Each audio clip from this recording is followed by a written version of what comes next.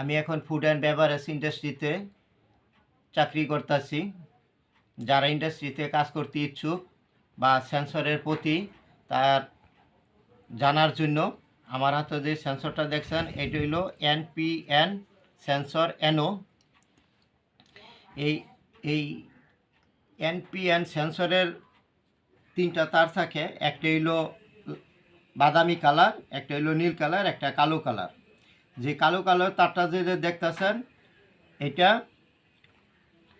ডিভাইসের দিকে, লোডের দিকে কালো তারটা 0 ভোল্টেজ দেয়, 0 ভোল্টেজ। আর বাকি দুইটা যে তার এটা হইলো পজিটিভ আর একটা দিবেন নেগেটিভ, এই কানেকশন। আর আমি একটা 220 ভোল্টের একটা লাইট নিয়েছি, কানেকশন করে দেখাইছি,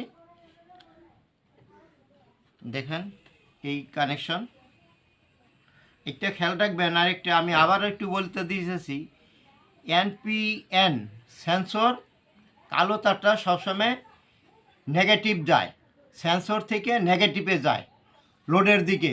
এই জিনিসটা সবসময় মনে রাখবেন, তখন সব সেন্সরে কাজ করতে পারবেন। আর PNP সেন্সর বিপরীত দিকে কাজ করে, খেয়াল রাখবেন।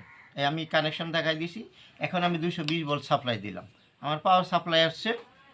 আর খেয়াল রাখবেন NPN সেন্সর প্লাস্টিক কোনো আকর্ষণ করে না, কোনো ফটো জাতীয় কোনো আকর্ষণ করবে না, একমাত্র লোহা জাতীয় আকর্ষণ করে। এই যে আমার কাছে প্লাস, দেখেন এই যে প্লাস করছি, পরে আমার এই রিলেটা অন হয়েছে, এই যে দেখেন, এই যে আমার লাইটটা জ্বলছে। এই দেখেন আমার হাতও দিল কোনো কাজ করবে না, একমাত্র লোহা।